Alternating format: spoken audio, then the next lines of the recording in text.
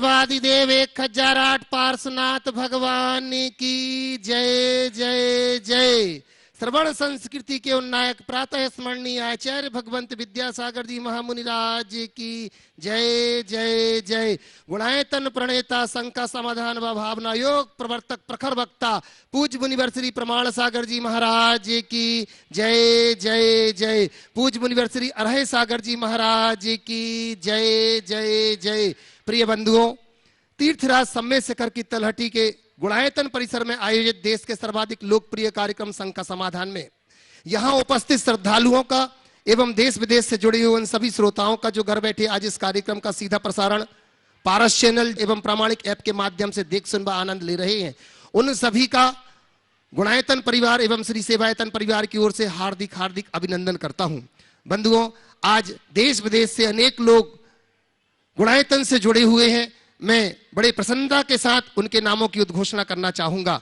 बंधुओं, आज जो निर्वाण निधि के रूप में गुणायतन से जुड़े हुए हैं श्री उमंग साय वडोदरा, श्रीमती सुलोचना जी गांधी, सीमा प्रदीप जी गांधी उदयपुर से, डॉक्टर नरेंद्र जी मवई वाले, अविनाश जी, मनीषा जी, प्रियंक नेहा, अवनी एली जैन टीकमगढ़ से, श्री मुकेश जी सराफ, श्रीमती पूर्णिमा सराफ बीना सागर से, श्री अक्षत जैन, इंद्र कुमार जी जैन श्योपुर से। बंधुओं, वहीं पर जो निर्माण निधि के रूप में जुड़े हैं श्री सुरेंद्र कुमार जैन, श्रीमती बीना जैन टूंडला से, श्री प्रीतेश जैन बांझल, श्रीमती सविता मनोज बांझल कटनी से। बंधुओं, निर्वाण मित्र के रूप में जिन्होंने गुणायतन से जुड़ने का भाव बनाया है ऐसे श्री विनोद कुमार जी जैन, संतोष जी जैन, श्री नवीन जी जैन, नीरज जैन, विनीत जैन दिल्ली से। और निर्वाण सारथी के रूप में जो गुणायतन से जुड़े हुए हैं श्रीमती रानी जैन, धर्मपत्नी श्री दिनेश कुमार जी जैन, सौरभ जैन, साहिल जैन दिल्ली से। बंधुओं, जो गुणायतन से जुड़ने वाले सूत्रधार के रूप में हैं हमारे बीच में जिन्होंने स्वीकृति दी है,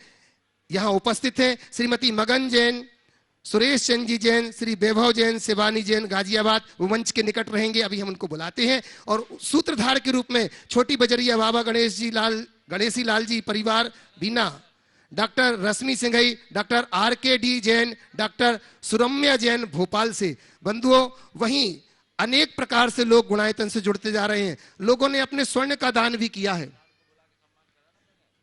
मैं निवेदन करता हूं हमारे बीच में श्रीमती मगन जैन, सुरेश चंद जी जैन, वैभव जी, शिवानी जैन गाजियाबाद से वो मंच के ऊपर आए, पूज्य श्री के चरणों में वंदन करके आशीर्वाद प्राप्त करेंगे। साथ ही गुणायतन परिवार आपका अभिनंदन करता है। हमारे बीच में सम्मानीय विजय जी सरावगी जो कि शिरोमणि संरक्षक हैं कोलकाता से गुणायतन के, वो आए और इनका अभिनंदन करेंगे। मैं साथ ही साथ निवेदन करता हूं, इनके साथ महावीर जी कोटा हमारे बीच में, वो आकर के इनका अभिनंदन करेंगे। महावीर जी कोटा आज जिन्होंने प्रथम शांति धारा भी की थी, विधान के पुण्यार्जक भी थे, आइएगा, और जो कि गुणायतन के ट्रस्टी हैं, आए, इनका अभिनंदन करेंगे। हमारे गाजियाबाद से आए हुए इन सभी परिवारों का। बंधुओं, वहीं जिन्होंने आज स्वर्ण दान दिया है ऐसे अकोला से श्रीमती कंचन देवी महिपाल जी पांचोली जैन, इन्होंने एक स्वर्ण की चूड़ी गुणायतन के लिए समर्पित की है। उनको बहुत बहुत धन्यवाद, जोरदार ताली बजाकर के उनका अभिनंदन करें। बंधुओं, साथ ही निर्वाण निधि के रूप में जितने लोग जुड़े हैं जिनके नाम की उद्घोषणा हुई थी, एक बार वो भी खड़े होकर के पूज्य श्री के चरणों में वंदन करके आशीर्वाद प्राप्त कर लेंगे। साथ ही साथ बंधुओं, जिन्होंने चौपड़ा से श्रीमती लताबाई जी, अभय जी, अशोक कुमार जी, अर्चना जी, अचल जी, प्रतिभा जी जैन सपरिवार इन्होंने कान के झुमके लगभग 11 ग्राम सोना इन्होंने बंधुओं अपने गुणायतन के लिए समर्पित किया है। इनको बहुत बहुत बहुत धन्यवाद। वो अगर यहाँ पर हो तो निवेदन करता हूं मंच के ऊपर आए, पूज्य श्री के चरणों में वंदन करके आशीर्वाद प्राप्त करेंगे। और इनका अभिनंदन करने के लिए मैं बड़े सम्मान के साथ आवाज दे रहा हूं, श्री सुभाष जी सीईओ हमारे गुणायतन से यहाँ उपस्थित है, आए और इनका अभिनंदन करेंगे। साथ ही साथ मैं सुनील जी से निवेदन करता हूँ, सीएफओ प्रतीक्षा जैन, अच्छा साथ में आ जाए, प्रतीक्षा जैन है, प्रतिभा नहीं है, अचल जी प्रतीक्षा जैन आए। और साथ ही साथ बंधुओं, जिनका अभिनंदन आज होना है, मैं बड़े सम्मान के साथ आवाज देता हूं, वो तैयार रहेंगे। श्रीमती कला कासलीवाल जी जयपुर से हमारे बीच में है, मैं निवेदन करता हूं मंच के ऊपर आए। बंधुओं, ये वो परिवार से हैं जो सदैव धर्म के कार्य में आगे रहते हैं, निवेदन करता हूं कि आइएगा। अच्छा, सुशील जी वैद जी। बंधुओं, भारत में ऐसा कौन सा होगा, भारत क्या अनेक देशों में ऐसे कौन से लोग होंगे जो सुशील जी वैद जी को नहीं जानते होंगे। मैं कह सकता हूं कि वर्तमान में वो सुशील नहीं, वास्तव में वो सुसैन वैद है। बंधुओं, मैं अगर उनकी पुत्री यहां पर हो, चलिए मैं निवेदन करता हूं मंच के ऊपर आए और जोरदार ताली बजा करके उनका अभिनंदन करूंगा। उसी के साथ साथ जब तक वो आ रही हैं, मैं निवेदन करता हूं हमारे बीच में राष्ट्रीय दिगंबर जैन युवा महासंघ के जो वरिष्ठ हैं, ऐसे रवि कक्का हमारे बीच में है, समाज सेवी, प्रमुख समाज सेवी। निवेदन करता हूं कि वो मंच के निकट आए, पूज्य श्री के चरणों में वंदन करके आशीर्वाद प्राप्त करें। रवि कक्का, निवेदन कर रहा हूं अपने परिवार के साथ हो तो परिवार के साथ आ जाएं, मुनि श्री के चरणों में वंदन करके आशीर्वाद प्राप्त करेंगे। और इनका अभिनंदन करने के लिए मैं निवेदन करता हूं सुनील जी सीएफओ हमारे बीच में है गुणायतन, और कपूर जी से निवेदन करता हूं कोटा से आएंगे, इनका अभिनंदन करेंगे। रवि कक्का से निवेदन कर रहा हूं कि अति शीघ्र मंच के निकट आ जाएं। और वहीं मैं निवेदन करूंगा कला कासलीवाल जी हमारे बीच में है, वैद्य जी के परिवार से जो कि बिटिया है, आइएगा, जोरदार ताली बजा करके बंधुओं हम इनका अभिनंदन करते हैं।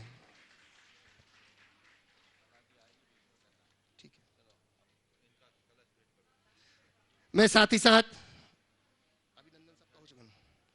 मैं निवेदन करता हूं बंधुओं, हमारे बीच में विजय जी सरावगी जो कि शिरोमणि संरक्षक हैं कोलकाता से, इनका एक सर्वार सिद्धि कलश चातुर्मास का यहां पर अभी भी विराजमान है। मैं चाहूंगा कि बड़े सम्मान के साथ ये कलश उनको दिया जाए। तो हमारे बीच में संघस्थ ब्रह्मचारी दोनों भैया जी से मैं निवेदन करता हूं, रूपेश भैया आ जाएं, सारांश भैया जी आए और इन्हें अपने हाथों से ये कलश समर्पित कर रहे हैं। विजय जी सरावगी शिरोमणि संरक्षक गुणायतन कोलकाता से, जोरदार ताली बजाकर इनका अभिनंदन करें। और ये सर्वार सिद्धि कलश जो कि चातुर्मास कलश के रूप में यहां पर स्थापित था बंधुओं, आज ये यहां से प्राप्त कर रहे हैं। आप लोग जोरदार करतल ध्वनि के साथ उद्घोष करेंगे।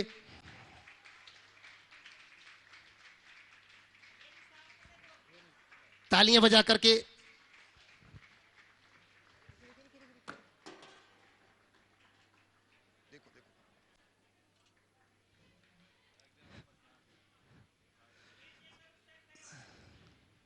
आप एक बार यहां नजदीक आ जाएं। चलिए बंधुओं, पूज्य श्री के चरणों में वंदन करते हुए आज के शंका समाधान के कार्यक्रम को हम प्रारंभ करते हैं। मैं ऑनलाइन प्रश्नों के माध्यम से सबसे पहले पूज्य गुरुदेव के चरणों में वंदन करते हुए आशीर्वाद की कामना करूंगा। और नितिन जी जैन यूपी बिनौली बागपत से महाराज श्री आपके चरणों में वंदन करते हुए पूछना चाह रहे हैं महाराज श्री, किसी ने कितनी सच्ची बात कही है कि तमाम डाक खाने प्रेम से चलते रहे और कचहरियां नफरत से। हैरत की बात यह है कि डाक खाने कम होते गए और कचहरियां बढ़ती गईं। तो महाराज श्री मेरी शंका यह है कि नफरत प्रेम पर भारी कैसे पड़ गई, समाधान कीजिए। नमोस्तु गुरुदेव। बहुत अच्छी बात कही है। प्रेम का प्रसार करने वाले डाक खाना कम होते जा रहे हैं और नफरत से जुड़े हुए कचहरियों की संख्या बढ़ रही है। पूछा है नफरत प्रेम से भारी कैसे हो गई। ये मनुष्य की क्षीण होती हुई संवेदना की अभिव्यक्ति है। हमारी मोथली होती हुई संवेदना के कारण ऐसा हुआ है। यदि हमारी संवेदना व्यापक बने तो आज भी हम प्रेम को प्रमुखता देंगे, नफरत कभी नहीं। अदालत, जितने भी लोग अदालतों में जाते हैं वो किसके पीछे जाते हैं? उसके पीछे स्वार्थ है, जर जोरू और जमीन है। ये मनुष्य की संवेदनहीनता का द्योतक है। अगर संवेदना व्यापक हो जाए तो प्रेम का विस्तार आपोआप होगा। महाराज श्री अनिल मेहता राजस्थान उदयपुर से नमोस्तु निवेदित करते हुए कह रहे हैं कि कैंडिडेट इस बात को लेकर के तनाव में आ जाते हैं कि इंटरव्यू में कौन सा ऐसा सवाल पूछ लेगा जिसका जवाब देना मुश्किल हो जाएगा। लेकिन शंका समाधान में भक्तगण कोई भी कैसा भी सवाल पूछ लेता है गुरुदेव, आप सहजता से समाधान देते हैं। तो विद्यार्थी भी निडर व सरलता से कैसे जवाब देवे, इसके लिए क्या गुणवत्ता का को डेवलपमेंट करें जिससे कि तनाव मुक्त रहे, कृपया समाधान करें। देखिए, सबसे बड़ी बात यह है कि जब कोई किसी इंटरव्यू को फेस करता है तो उसके दिमाग में रहता है कि मुझे इंटरव्यू में सेलेक्ट होना है, तो इसलिए मन में डर रहता है कि क्या पता क्या पूछ ले। और मैं तो केवल ये सोचता हूँ आप लोगों के हित की बातें करना है, तो मुझे कोई डर की कोई बात ही नहीं होती। अब आपके सवाल से मुझे कोई प्रमोशन तो मिलने वाला नहीं है या मेरा कोई सिलेक्शन तो जुड़ा हुआ नहीं है। मैं आप सबसे एक सलाह देता हूं, मानसिकता को बदलिए। जब भी किसी साक्षात्कार में जाइए, दिमाग से इस बात को हटा दीजिए कि क्या पूछेगा, इस बात को से भर करके जाइए कि जो पूछेगा उत्तर मुझे देना है, क्योंकि मैं तैयारी से आया हूं। जब मैं पढ़ता था तो मेरे एक शिक्षक थे, मैं प्रारंभ से ही डिबेट वगैरह में भाग लेता था। वक्तृत्व की मेरी रुचि थी, तो मेरे एक शिक्षक मुझसे कहते थे, मुझसे क्या सबसे ही कहते थे कि कभी किसी डिबेट में भाग लो तो दिमाग में ये मत रखना कि हमारे प्रिंसिपल बैठे हैं, हमारे टीचर बैठे हैं, क्लास टीचर बैठे हैं, ये सोचना कि ये सब गधे बैठे। वो कहा करते थे अपने शब्दों में, वो अपने शब्दों में कहा करते थे, ये सोचना कि ये सब गधे बैठे हैं, हम आए हैं, हम इस विषय के विशेषज्ञ हैं, क्योंकि हम तैयारी से आए हैं, जो हमको बोलना है सब बोलना है। जब आप अपना कॉन्फिडेंस लेवल अच्छा रखोगे तो आपको किसी भी उत्तर को देने के लिए सोचना नहीं पड़ेगा। तो खासकर प्रतियोगी परीक्षाओं में, यूपीएससी वगैरह में जो लोग पूछते हैं, बड़े विचित्र विचित्र सवाल पूछते हैं, उत्तर देना थोड़ा कठिन सा होता है, लेकिन इंटरव्यू के लिए भी लोग कोचिंग लेते हैं ना, तो उसमें कुछ खास बातों का ध्यान रखना चाहिए। मेरे ख्याल से सिखाते भी होंगे, आत्मविश्वास भी होना चाहिए, पर अति आत्मविश्वास से बचना चाहिए। प्रश्न की गंभीरता को समझना चाहिए और तदनुरूप उत्तर देना चाहिए। और जो प्रश्न थोड़े कॉम्प्लिकेटेड हों उनको अपनी कुशलता से टाल देना चाहिए। यदि ये सब चीज़ें पहले से लोगों को तैयारी हो तो सब कुछ समझ में आ जाएगा। एक ने कहा था कि उसके इंटरव्यू में पूछा गया, आप यहाँ अपने घर से कितने कदम चल कर आए? उनने कहा लगभग 1765 कदम। अब गिने थोड़ी है, बोले नाप लो आप जाके, वो थोड़ी नापने जाने वाला। वहां देखा ये जा रहा है कि सामने वाला उत्तर किस रूप में दे रहा है, तो हमें उस तरीके से देखना चाहिए। महाराज श्री जलज जैन सागर से नमोस्तु निवेदित करते हुए कह रहे हैं, कल यहाँ पर थे, पूछ नहीं पाए, ऑनलाइन प्रश्न छोड़ करके गए हैं, कि जैन समाज के सशक्तिकरण के लिए निःशुल्क शिक्षा की व्यवस्थाओं में केवल जीतो दिल्ली का नाम आता है। विभिन्न परीक्षाओं में अन्य धर्मों के बच्चों के चयन हेतु संस्थागत रूप से व्यवस्था की जा रही है। क्या जैन समाज के प्रतिभावान चयनित छात्र संयुक्त रूप से गुणायतन के अंतर्गत ऑनलाइन माध्यम से प्रतियोगी परीक्षाओं की व्यवस्था नहीं कर सकते, जिससे समस्त समाज की तरक्की में योगदान होवे? कृपया पहली बात तो प्रतियोगी परीक्षाओं की तैयारी के लिए जीतो अच्छा कार्य कर रहा है, पर जीतो ही नहीं कर रहा है। इसकी शुरुआत तो गुरुदेव के आशीर्वाद से हुई, प्रशासनिक प्रशिक्षण संस्थान के माध्यम से, जो जबलपुर से चला। अभी अनुशासन भोपाल में भी बहुत अच्छे से कार्य कर रहा है और अन्य स्थानों में भी इस तरह के कार्य हो रहे हैं। समग्र समाज को इस दिशा में काम करना चाहिए। आपने बहुत अच्छी बात कही है कि पहले से चयनित छात्र अगर इस क्षेत्र में आगे आकर ऑनलाइन कार्यक्रम करते हैं तो ये बहुत अच्छी बात है और हमें इस तरह के प्लेटफॉर्म का उपयोग करना चाहिए और इस दिशा में काम करना चाहिए, इसमें कोई संशय नहीं। ये बहुत ही करने योग्य कार्य है, हमें जरूर करना चाहिए। चलिए, महाराज श्री के चरणों में वंदन करती है। महाराज श्री एक प्रश्न और आपके सामने रख रहे हैं और इसके बाद तैयार रहेंगे अनिमेश जैन, पार्थ जैन, आदित्य जैन संस्कार कटनी से। महाराज श्री अशोक कुमार जी गुजरात से, अहमदाबाद से नमोस्तु निवेदित करते हुए कह रहे हैं कि महाराज श्री गिनते रहेंगे तो उम्र कम पड़ेगा, गिनते रहेंगे तो कम पड़ेगा, उपयोग करेंगे तो वृद्धि होगी, संग्रह करेंगे तो हाथों से निकल जाएगा। पर समय एक ऐसी चीज है महाराज जी कि गिनते रहेंगे तो कम पड़ेगा, उपयोग करेंगे तो वृद्धि होगी और संग्रह करेंगे तो हाथों से निकल जाएगा, संभाल लेंगे तो आपका हो जाएगा। महाराज श्री मेरी शंका यह है कि समय का ऐसा उपयोग कैसे करें जिससे कि हम समय का सदुपयोग करके अपने जीवन को अच्छा बना सकें। बस यही बात, एक बात दिमाग में रख लो कि गया हुआ क्षण वापस नहीं आता। इतनी बात बैठ जाए तो समय का उपयोग करने की इच्छा अपने आप होने लगेगी। ओम।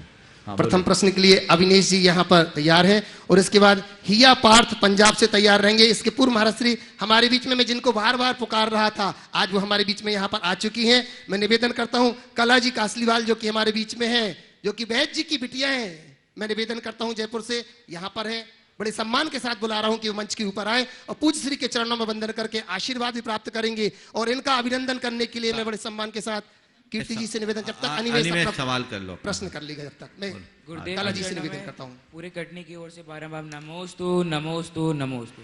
गुरुदेव, आज आपके द्वारा मुझे संस्कार कराने का सौभाग्य प्राप्त हुआ। मैंने फोटो दोस्तों को और अपने घर वालों को भेजी। लोगों ने इसकी अनुमोदना तो की, पर कुछ लोगों ने इसके बारे में पूछा भी, जैसे जो मेरे अदर कास्ट के जो दोस्त हैं और कुछ जो जैन दोस्त भी, उन्होंने मुझसे पूछा कि ये तूने क्यों करवाया, इसका क्या महत्व है, इससे क्या होता है। हमें उन्हें किस प्रकार से समझाना चाहिए कि इसका क्या महत्व है, जिससे हम उनको इसका पूरा महत्व समझा सकें। नमस्ते। बात ऐसी है, जो भी ऐसा पूछो उनसे ये कहो कि आज मेरे हृदय में पक्का जैन बनने की भावना जगी और मैंने गुरु से आज जैन कुलाचार का संकल्प लिया। मैंने प्रतिज्ञा पूर्वक अष्टमूल गुणों को धारण किया और सप्त व्यसनों का त्याग किया, क्योंकि मुझे आभास है व्यसन हमारे पतन का कारण है। तो ये मेरा एक व्रत है और अपने व्रत की साक्षी के लिए मैंने अपनी इच्छा से बाल मुड़वाया और गुरु से आशीर्वाद दिया, ताकि मैं आगे बढ़ सकूं और एक अच्छे इंसान की तरह जी सकूं। समझ गए? बहुत आशीर्वाद। अगला प्रश्न रखेंगे ही अपार्थ। इसके पूर्व मैं निवेदन कर रहा हूं कला जी का आशीर्वाद। सुशील जी वैद्य जी की जो बिटिया है, मैं निवेदन करता हूं आशीर्वाद के साथ साथ उनका अभिनंदन कर रहे हैं हमारे बीच में। मैं कीर्ति जी मुकेश जी है दिल्ली से हमारे बीच में, लता जी गंगवाल गुणायतन मंत्री यहाँ पर उपस्थित हैं। इनका अभिनंदन करने के लिए मैं निवेदन करता हूँ कि आए, जोरदार तालियां बजाकर। बंधु आप, ऐसा कौन सा व्यक्ति होगा जैन समाज में जो सुशील वैद्य जी को नहीं जानेगा। आचार्य श्री के ऊपर जब जब कर्म का योग विपत्ति पड़ी है, सुशील वैद्य जी कितनी भी दूर रहे हो। हाँ अजी भाई, ऐसा है, अभी भैया जी बोल रहे थे कि सुशील जी वैद्य जी को कौन नहीं जानता। सुशील जी वैद्य जी ही नहीं है। कला जी इधर आइए, इधर एक बार। हाँ, इनके विषय में मैं जरूर बोलना चाहूँगा। सुशील जी वैद्य जी नहीं, सुशील जी वैद्य होने के साथ साथ एक साधु भी हैं, जिनने अपना संपूर्ण जीवन साधुता के साथ साधुओं और पीड़ितों की सेवा में समर्पित किया और आज भी कर रहे हैं। यह उनकी ही सुपुत्री है जो उनके पद चिन्हों में चल रही है। सुशील जी वयोवृद्ध है, मेरे ख्याल से 95 साल से अधिक उम्र उनकी हो गई है, लेकिन अभी भी उतनी ही तत्परता के साथ वे लोगों की सेवा में लगे हैं और वो ऐसे असाध्य रोगों की भी चिकित्सा लोगों की कर देते हैं जिसका कहीं इलाज नहीं। उसी पथ पर कला जी चल रही है, यह भी साधुओं की और श्रावकों की सेवा में तत्पर रहती है, इसी भाव से आई हैं। ऐसे व्यक्तित्व का जरूर अभिनंदन होना चाहिए। चलिए, हाँ। जोरदार ताली बजा का अभिनंदन। ये प्रश्न के साथ ही साथ महाराज जी आज निर्वाण मित्र के रूप में एक और संत जुड़े थे। मैं उन श्रावक श्रेष्ठी का नाम का उल्लेख करूंगा। संतोष जी, सुशीला जी, अशोक कुमार जी, अनुराधा जी ग्वालियर से हमारे बीच में यहाँ पर हैं। जोरदार ताली बजा करके हम उनका भी अभिनंदन करते हैं जो निर्वाण मित्र के रूप में घुड़ायतन से जुड़ी हुए हैं। पहला प्रश्न रख रही है, पुनः अगला प्रश्न रख रही है हिया पार्थ पंजाब से, और तैयार रहेंगे पूज्यांशी जैन जबलपुर से। नमोस्तु भगवान। हमारा प्रश्न आज के प्रवचन में से है, आपने बताया था कि सबसे ज्यादा वैल्यू गुण वृद्धि की है, परंतु हमारे अंदर गुण वृद्धि भी तो तभी आती है अगर हम पुण्य करेंगे। बहुत सुंदर। आज मैंने 4 बातें की थी, धन वैभव, यश वैभव, पुण्य वैभव और गुण वैभव, और मैंने सबसे ज्यादा प्रमुखता गुण वैभव को दी थी। आपने पूछा है कि गुण वैभव भी तो तभी बढ़ेगा जब हमारे साथ पुण्य होगा। नहीं, जब हमारे साथ साधना जुड़ेगी तब गुण बढ़ेगा। समझ गए? पुण्य होने पर ही हम गुणी बने ये कोई जरूरी नहीं। मैंने सुबह भी उदाहरण दिया था कि कोई पुण्य का योग हो तभी कोई साधु बने, ऐसा जरूरी नहीं। बहुत सारे साधु भी ऐसे होते हैं जिनका ना यश होता है ना पुण्य, लेकिन उनके पास तप का गुण है जो उनको जगत पूज्य बना देता है। समझ गए? तो गुण स्वाश्रित है। यदि हम अपने संस्कारों के प्रति जागरूक रहें और अपने जीवन को तदनुरूप बदलने के लिए तत्पर रहें, तो हम अपने अंदर गुण को जरूर प्रकट कर सकते हैं। समझ गए?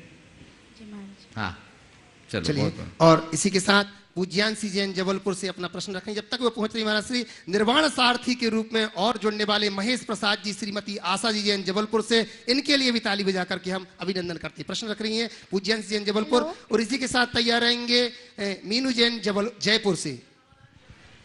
महाराज जी, आपके चरणों में मेरा कोटि कोटि नमन। मैं रोज शाम को अपनी मम्मा के साथ समाधि भावना पढ़ती हूँ, जिसमें एक लाइन आती है कि जीने की हो ना वांछा, मरने की ना हो इच्छा। उसमें मुझे समझ नहीं आता कि इंसान जीना भी नहीं चाहता, मरना नहीं चाहता, तो इंसान करना क्या चाहता है? बहुत अच्छी बात।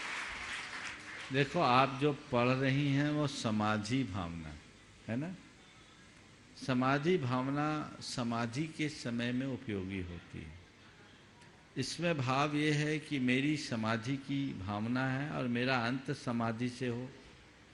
तो जब हम समाधि ले, तो जो समाधि लेते हैं सब तरफ उनका नाम होता है, उनकी सेवा शुश्रूषा होती है। तो मन में आ जाए कि मैं थोड़ा जिंदा बना रहूं तो ऐसे ही मेरा नाम रहे, ये नहीं होना चाहिए। अब मैंने समाधि ले ली, कहीं लंबा न खिंच जाऊं, हे भगवान जल्दी निपट जाऊं, ऐसा भी नहीं होना चाहिए। समझ गए?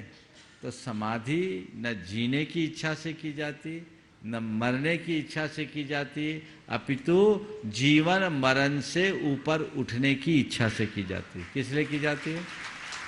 मैं दोहरा रहा हूँ, नमस्ते महाराज। दोहरा रहा हूँ, सुनो अच्छे से। ये सवाल तुम्हारा है कि किसी और ने बताया तुम्हें? समझ गए? बात समझ रही? समाधि किस लिए ली जाती है? न जीने की इच्छा से, न मरने की इच्छा से, अपितु जीने मरने से ऊपर उठने की इच्छा से। समझ गए? जन्म मरण का निवारण करने के लिए समाधि करते हैं। ठीक है, चलिए। नमस्ते महाराज जी, नमस्ते महाराज जी। मीनू जी जयपुर से, और इसी के बाद तैयार रहेंगे कैलाश संजी गोधा वासिम महाराष्ट्र से। कैलाश संजी गोधा।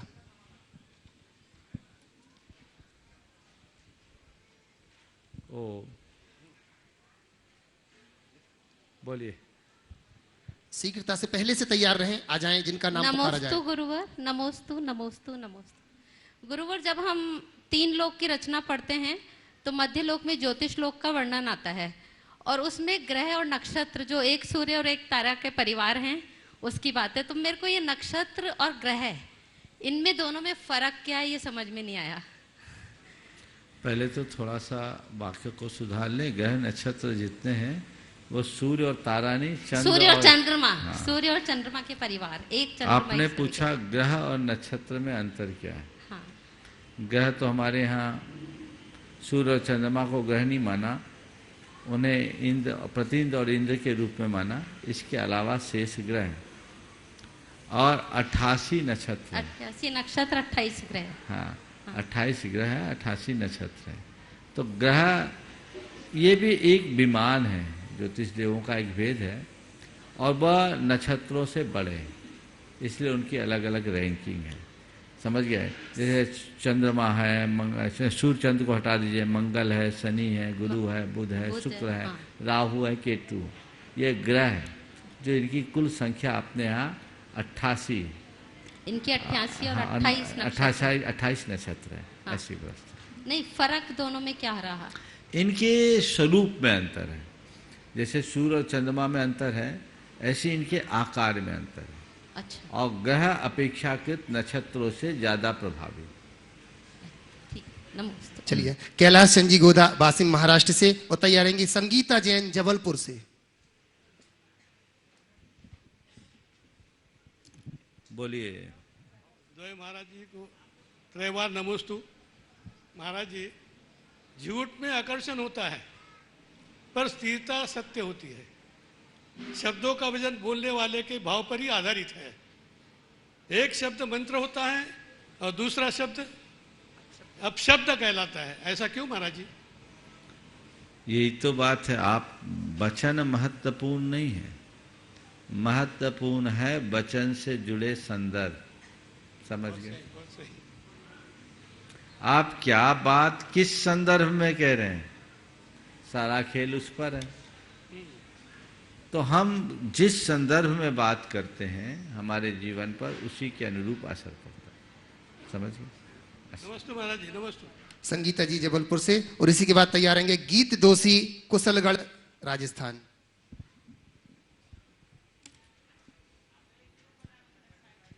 अति शीघ्र पहुंचे, पहले से ही उपस्थित हो जाएं जिनका नाम लिया जाए। ओम। गुरुवर के चरणों में नमोस्तु नमोस्तु नमो। हे गुरुवर, वर्किंग लाइफ और आध्यात्मिक जीवन में सामंजस्य कैसे बनाएं कि जीवन की सार्थकता सिद्ध करते हुए मोक्ष मार्ग पर अग्रसर हो सकें? वर्किंग लाइफ और सामान्य जीवन में सामंजस्य कैसे बनाएं? देखिए, वर्किंग लाइफ किसके लिए? सबसे पहली बात तो जी महाराज जी, लेडीज के लिए। नहीं, लेडीज के लिए, कोई भी लेडीज हो चाहे जेंट्स, हम वर्किंग क्यों करते हैं? जी महाराज। बोलो। महाराज जी, आजीविका के लिए। आजीविका, आजीविका भाई वही पूछ रहा, आजीविका किसके लिए? जी, अपनी परिवार के लिए, धर्म जीवन के लिए। जी। बस एक बात दिमाग में बिठाइए, जीवन के लिए जीविका है, जीविका के लिए जीवन नहीं। बात दोहराऊं, समझ में आई कि नहीं आई? जीवन के लिए जीविका है, जीविका के लिए जीवन नहीं। अभी बात पूरी नहीं हुई है। जीवन और जीविका की भेद रेखा को समझो। कैसी भी वर्किंग हो, चाहे वो व्यापार कारोबार से संबंधित हो या सर्विस से जुड़ी हो, इस बात को ध्यान में रखना चाहिए कि वो हमारे जीवन पर हावी ना हो, नंबर 1। और जो हमारे कार्यस्थल के कार्य हैं, जो वो वर्किंग है, वो वर्किंग स्टेशन तक ही सीमित रहना चाहिए।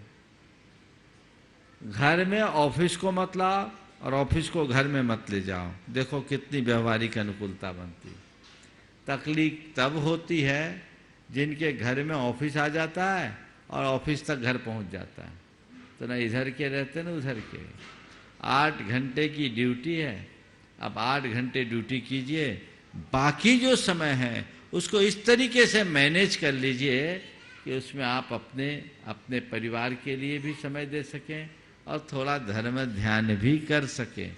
हम व्यर्थ में अपना समय न गंवाएं तो बहुत कुछ अच्छा किया जा सकता है। और अब तो आप लोगों को थोड़ी एक अच्छी सुविधा आ गई है, वर्क फ्रॉम, है ना, पर कुछ लोगों को उसमें बड़ी मुश्किल हो रही है। दोनों तरह की प्रतिक्रियाएं हैं। जैसे जैसे जिसके कार्य क्षेत्र हैं वो अपनी सुविधा को देखते हुए वैसा कार्य करें। महाराज जी, यदि बहू यदि योग्य है तो उसकी योग्यता का सदुपयोग करने के लिए उससे वर्क करवाना चाहिए कि नहीं? योग्यता केवल वर्किंग पैसा कमाने में है कि घर संभालने में भी है? पैसा कमाने के लिए नहीं, योग्यता का सदुपयोग करने। मैं क्या बोल रहा हूँ, योग्यता केवल कामकाजी महिला होने में या कामकाजी पुरुष होने में योग्यता का सदुपयोग नहीं है। मैं तो कहता हूँ घर की व्यवस्था को सुव्यवस्था में बदलना ही इसकी सबसे बड़ी योग्यता है। घर परिवार का संचालन क्या अपड़ गंवारों का काम है? घर परिवार क्या कोई अपड़ व्यक्ति चला सकता है? मैं तो कहता हूँ एक बड़े कारपोरेट की तरह घर होना चाहिए, उसका सारा मैनेजमेंट वैसा होना चाहिए।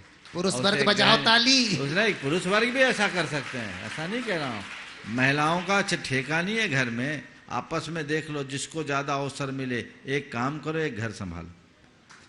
मैंने सुना है एक देश में, कहाँ की बात है, अभी कुछ दिन पहले बताया, मलेशिया, शायद मलेशिया की बात है।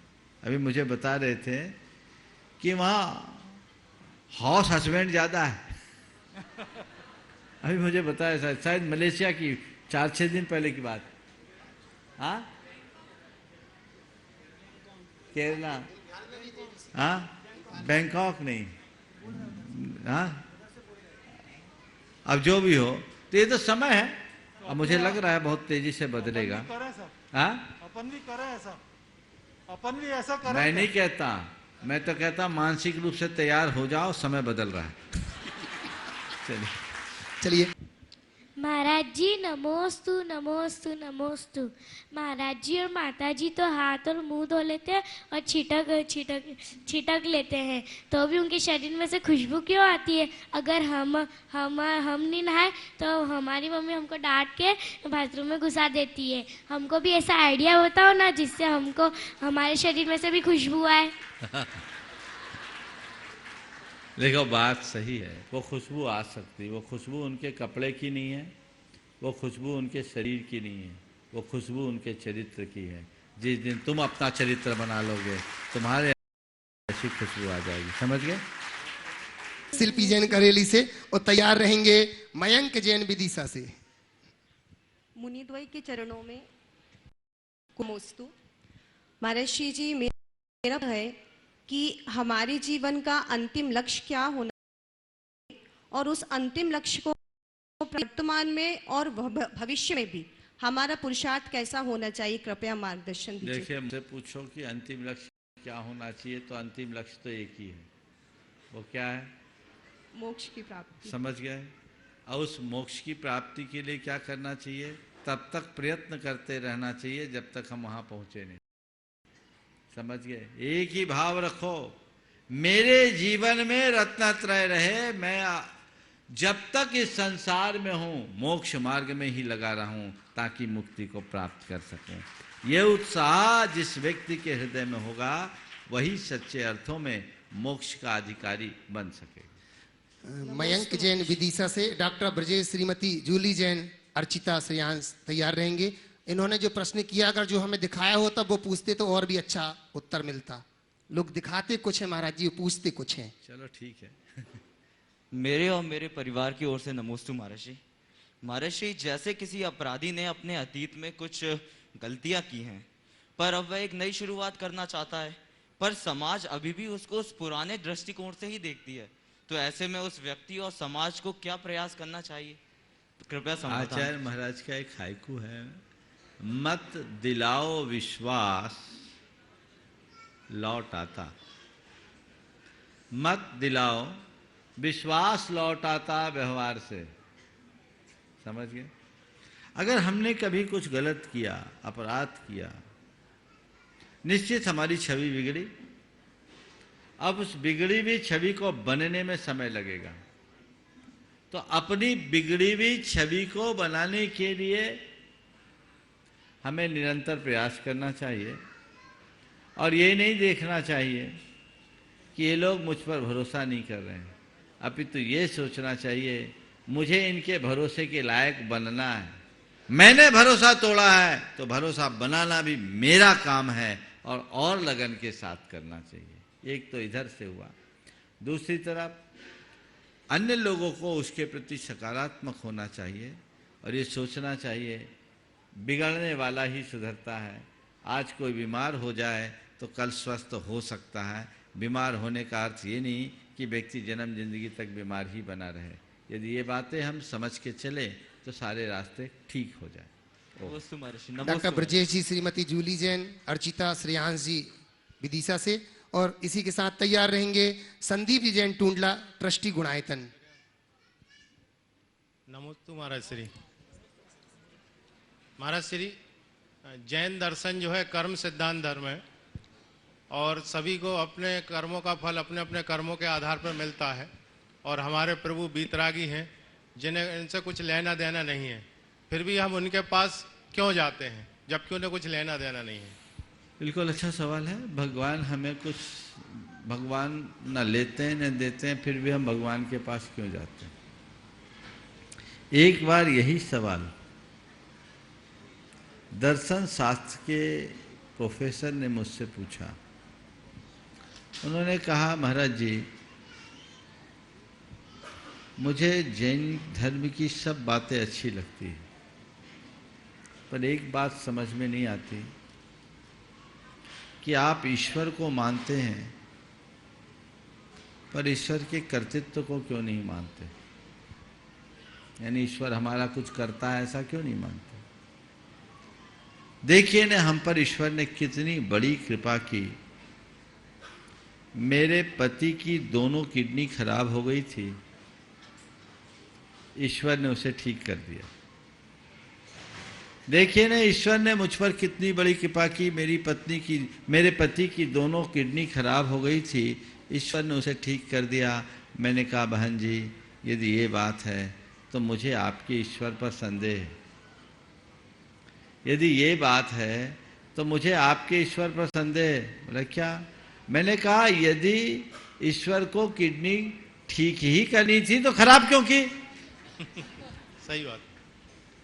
अगर ठीक उसने किया तो खराब करने वाला भी वही है। तो यदि ईश्वर को ठीक ही करनी थी तो खराब क्यों की? तो उन्होंने कहा महाराज जी ठीक है, फिर आपके यहाँ ईश्वर की उपासना क्यों की जाती, ईश्वर की पूजा क्यों करते हैं? ईश्वर जब कुछ देते नहीं, लेते नहीं, तो फिर उनकी पूजा क्यों करते हैं? मैंने कहा आप दर्पण देखती हो? बोले हाँ देखते हैं। बोले क्यों देखते हैं? बोले इसलिए कि चेहरे में कोई दाग धब्बा ना हो।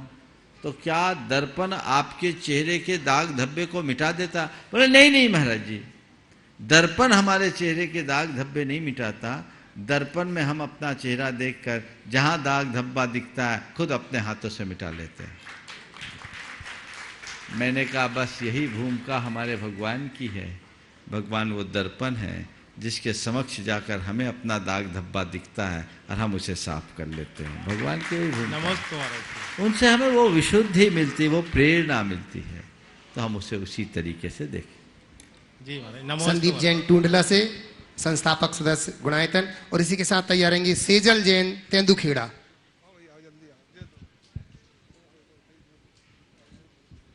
महाराज जी के चरणों में त्रिवार नमस्तु। महाराज जी, टुल्ला समाज और मोहम्मदाबाद समाज की तरफ से भी आपको त्रिवार नमस्तु। महाराज श्री, मेरा एक छोटा सा एक समाधान कीजिए कि हम लोग जब मंदिर में अभी जो ठंड का मौसम चल रहा है उसमें जब हम अभिषेक और सांधारा करते हैं उस टाइम हमको अपने मंदिर का मुख्य दरवाजा बंद करना चाहिए या नहीं करना चाहिए? और एक छोटा सा समाधान और कि हमको सिले हुए कपड़े पहनने चाहिए या नहीं पहनने चाहिए? देखिए, अगर नियमानुरूप कहूं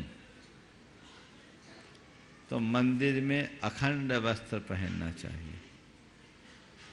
अब आजकल सिले वस्त्र आने लगे, लोग तो पूरे के पूरे इनर भी पहनने लगे।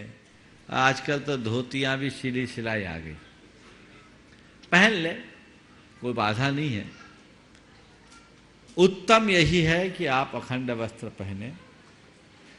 ठंड लगे एक की जगह 3 दुपट्टा ओढ़ लो, काम आपका चल सकता है। लेकिन यदि कदाचित कोई सिले पहनता है तो इसका मतलब वो कोई पाप करता है, ऐसी बात नहीं है। वस्त्र भले खंडित हो, भाव अखंड होना चाहिए, इस बात का ध्यान रखें। पर मैं पुनः बल देता हूं, तुलनात्मक दृष्टि से हमें बिना सिले वस्त्र पहनने का प्रयत्न करना चाहिए। पर अगर मैं बोल दूं कि बिना सिले ही पहनो तो बहुत लोग पूजा करना ही बंद कर देंगे। तो मैं चाहता हूं कर सको तो जितना अच्छा कर सको करो, पर नहीं कर पाओ तो जो कर रहे वही सही, कम से कम कर तो रहे हो। समझ गए? मुझे सबको देखना, हाँ सबको देखना। एक अभी दूसरा, मुख्य द्वार के बंद करने का सवाल है। ठंड लगती है और तुम्हारे यूपी में तो बहुत ही ज्यादा ठंड है। मैं एक पूरी ठंड इधर घूम के होके आया हूँ, उधर बोलते चिल्ला जाड़ा पड़ता है। समझ गए? दिन में टेम्परेचर 6, सूरज तो उधर निकलता ही नहीं है, अब चालू हो गया होगा। पानी पड़ रहा है, धूप निकलती 10-15 मिनट को 2 बजे 2:30 बजे, वो भी बीमार सी है ना। वहां कहते धन के 15 मकर 25, चिल्ला जाड़ा दिन 40। ऐसा जाड़ा कि लोग चिल्ला पड़े। तो वैसी स्थिति में पट को बंद करना पड़ता है, लेकिन कुछ पल के लिए पट खोल देना चाहिए, फिर वापस बंद कर ले तो ज़्यादा उत्तम है, ताकि अभिषेक के काल में भगवान की दृष्टि द्वार से बाहर तक जाए। बाद में आप बंद कर लें। अभिषेक में एक अभिषेक भी हो गया, उतनी देर के लिए बंद कर लें तो अच्छा है। और एक सॉल्यूशन और दे देता हूँ, कुछ मत करो। एक ट्रांसपेरेंट पॉलीथीन का पर्दा लगा दो जितनी देर खुली हो, क्योंकि मुझे पता है जिन इलाकों में बहुत कड़ाके की ठंड पड़ती है उनको तकलीफ़ होती है, हवा भी बहुत तेज़ी से आती है, लोगों को तकलीफ़ होती है। तो एक पर्दा आप लगा सकते हैं ट्रांसपेरेंट, तो दोनों काम हो जाएगा, फिर आप उसके बाद दरवाज़ा बंद कर सकते हैं। नमस्ते महाराज। सेजल जैन तेंदुखेड़ा और तैयार रहेंगे डॉक्टर अनूप अर्पणा जैन भोपाल से। महाराज श्री, हम सबका आपके चरणों में बारंबार नमोस्तु नमोस्तु नमोस्तु। महाराज जी, मेरा प्रश्न यह है कि हमसे अगर नादानी में कोई गलती हो जाए तो उसका पश्चाताप कैसे करें, और वह गलती की भूल बार बार ना हो, उसका समाधान बताइए। नमोस्तु। देखो, कोई भी गलती हो जाए, गलती प्राय नादानी में ही होती, और अगर हमें गलती का एहसास है तो सबसे पहले तुम जैसे बच्चों के लिए मैं कह रहा हूँ, निजी जीवन में कोई भी गलती हो तो अपने माँ बाप को बताओ, निसंकोच बताओ। माँ बाप से कभी अपनी गलतियाँ मत छुपाओ। और मैं सभी माँ बाप से कहूँगा, बच्चे यदि गलती करे तो उन्हें सीख देना, सज़ा मत देना, क्योंकि उम्र ही गलती करने की। उन्हें समझाओ, और कोई ऐसी बड़ी गलती हो तो गुरुओं के समक्ष ले जाकर उन्हें प्रायश्चित दिलाओ, उन्हें रास्ता दिखाओ। गलतियाँ होती है, भयानक भयानक गलती होती है। मैं आपको बताऊं, बच्चे कितनी भयानक गलती कर बैठते हैं। तुम अपने प्रश्न के संदर्भ से नहीं जोड़ना, लेकिन मैं आपको बता रहा हूं, 2011 की बात, हमारा पावापुर में चातुर्मास चल रहा था। एक परिवार आया और उनके साथ 14 साल की एक बेटी आई। 14 साल की बेटी को लेकर के आए, और 14 साल की बेटी नादानी में एक मॉल में किसी लड़के से मिली, और दोनों एक स्थान से दूसरे स्थान में दूरी है 600 किलोमीटर का, नंबर एक्सचेंज किया, बातचीत की, लड़की भाग गई और उसका एक बार ऑपरेशन हुआ। लड़की ने खुद जैसे ऐसा हुआ उस लड़की ने अपने माँ बाप को बताया, और उसके बाद माँ बाप मेरे पास प्रायश्चित लेने के लिए आए, दिलाने के लिए आए। लड़की की नादानी थी, 2011 है, अब 2022 है, अब वो लड़की व्यवस्थित है, बस गया, उसका परिवार भी बस गया। स्थान का नाम मैं नहीं बताऊंगा, लेकिन ऐसी भी गलतियां हो जाती है। लेकिन उनके माँ बाप को शौक तो लगा, लेकिन उन्होंने उस स्थिति में बच्ची को धिक्कारा नहीं, उसे संभाला। बस यही मैं आप सबसे कहता हूँ, पहले से एक मर्यादा का बोध होना चाहिए, गलतियाँ छिपानी नहीं चाहिए। छोटी मोटी कोई गलती हो तो अपने लेवल पर उनको एडवाइज करके ठीक कर देना चाहिए, और कोई बड़ी गलती हो तो उन्हें गुरु चरणों में ले जा करके न केवल प्रायश्चित दिलाना चाहिए, अपितु उसकी पुनरावृत्ति न हो ऐसा संकल्प भी दिलाना चाहिए। ठीक है, चलिए। डॉक्टर अनूप अर्पणा जैन भोपाल से, और निवेदन करूंगा विजय जी सरावगी, शिरोमणि संरक्षक गुणायतन कोलकाता से।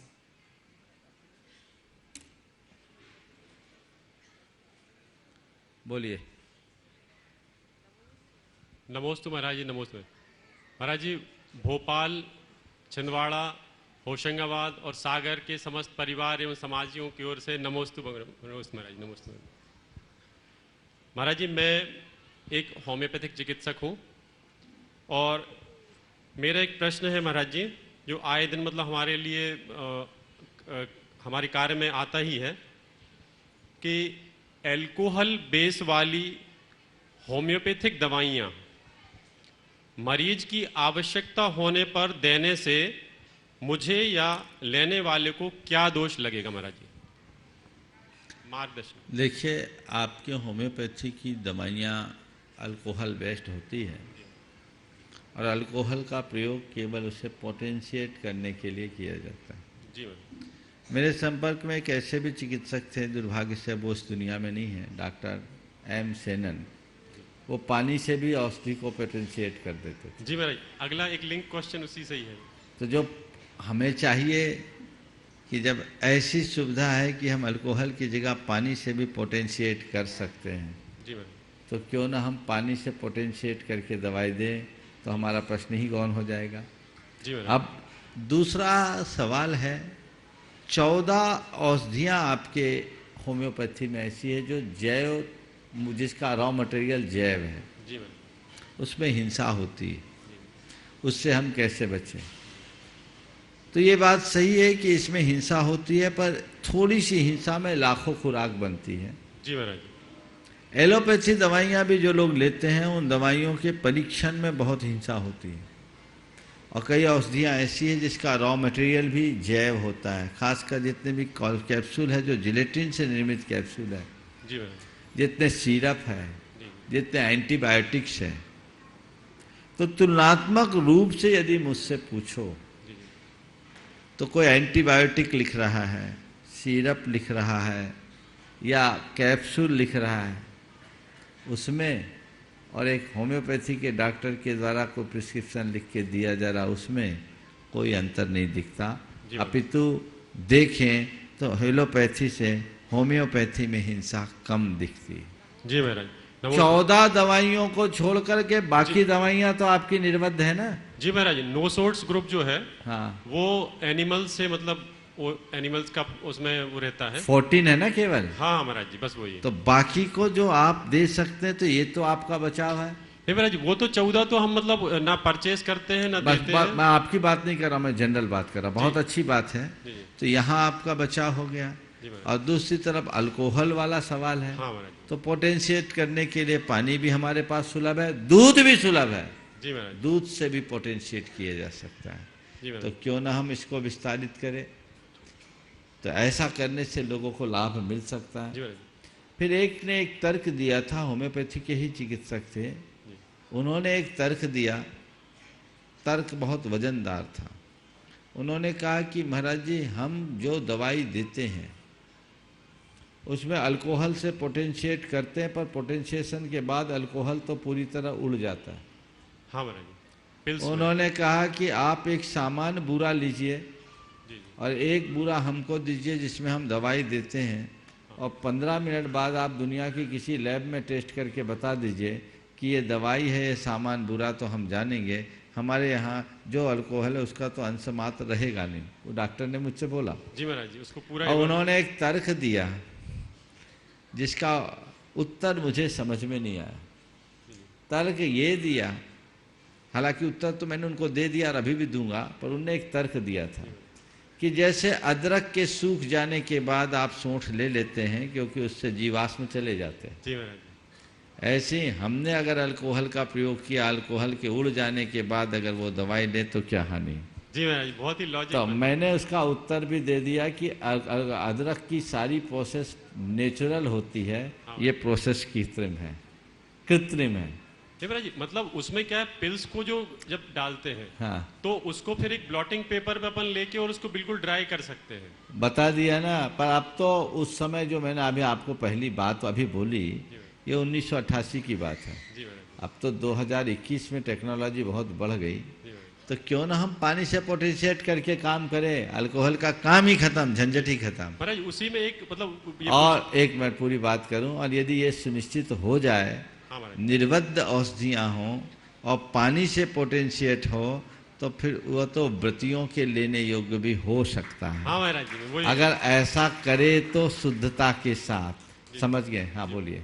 महाराज जी, डिस्टिल वाटर जो होता है, एवेपोरेटेड वाटर जो होता है, डिस्टिल वाटर को पीने में उपयोग करना साइंटिफिकली ठीक नहीं है, पर दवा के रूप में उपयोग करने पर डिस्टिल वाटर की मर्यादा कितनी हो सकती है एवं व्रती भी ले सकते हैं क्या?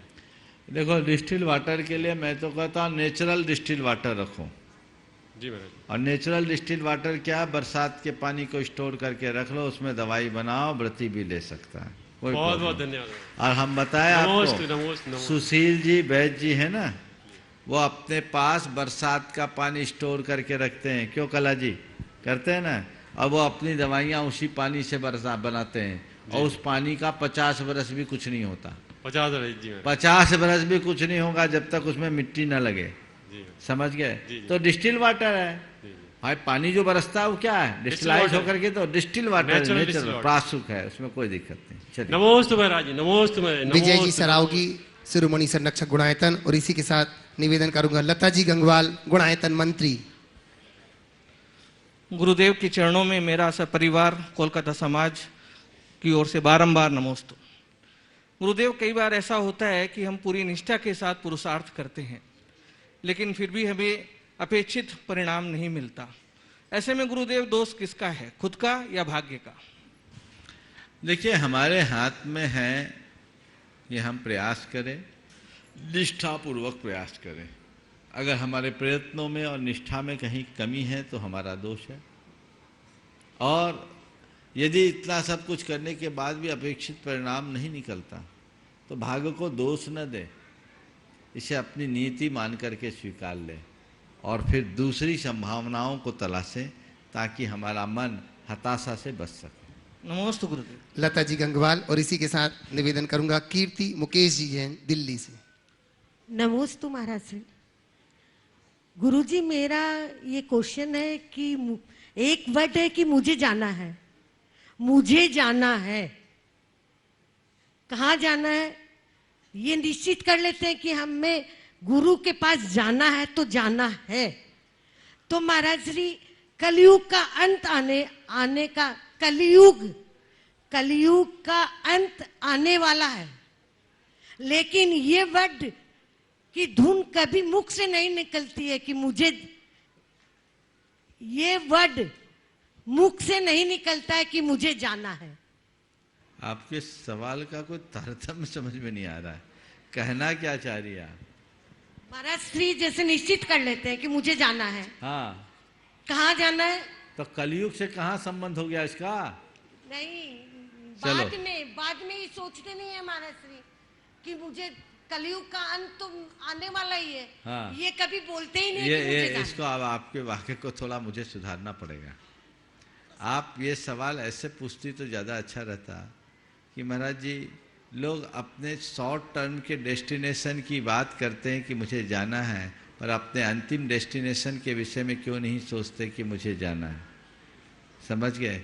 ये सवाल होता तो शायद ज़्यादा सार होता। बड़ी मुश्किल है उत्तर देने के साथ साथ कभी कभी ऐसा भी करना पड़ता है। अब मैं उत्तर देता हूँ। बिल्कुल कलयुग है, कभी भी ख़त्म हो जाएगा, इसलिए आचार्य श्री कहते हैं कलयुग के प्रभाव से बचना है तो कलयुग में विश्वास रखना शुरू कर दो। क्या बोल रहा हूँ? कलयुग के प्रभाव से बचना है तो कर युग में विश्वास करो। कलयुग यानी करने का योग, मुझे कुछ करना है, जो जाने योग्य है, जो करने योग्य है वो मुझे करना है। नमोस्तु महाराज। मुकेश कीर्ति जी दिल्ली, इसलिए तो मैं कहता हूँ कि प्रश्न सुधारक है महाराज श्री। ओ चलो, नया नया उपाधि मत दो। हाँ, नमोस्तु गुरुदेव। गुरुदेव, आपने एक बार बताया कि अति विश्वास एक दुर्बलता है, तो गुरुदेव प्रभु परमात्मा के प्रति, गुरु के प्रति, जैन धर्म के प्रति या जैन धर्म के सिद्धांतों के प्रति अति विश्वास भी एक दुर्बलता है? अति विश्वास किसी के प्रति मत रखो, अटल विश्वास सबके प्रति रखो। नमोस्तु गुरुदेव। महावीर जी आ रहे हैं अपना प्रश्न लेकर के, और तैयार रहेंगे अनुपमा राजेश जैन बांझल मुंबई से। ओ शीघ्रता।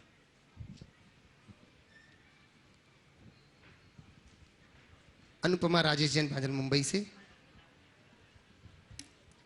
और अंतिम प्रश्न के लिए आदि कुमार धीरज कुमार जी आगर मुंबई से। महाराज जी के चरणों में, प्रमाण सागर जी महाराज और अरहण सागर जी महाराज के चरणों में नमोस्तु नमोस्तु नमोस्तु। मेरा प्रश्न है महाराज जी, संसार में 3 प्रकार के लोग रहते हैं।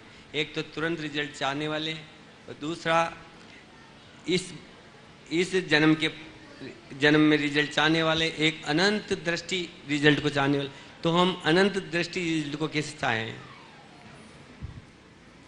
तात्कालिक फल, दीर्घकालिक फल और अनंतकालिक फल, है ना? सुधार दिया।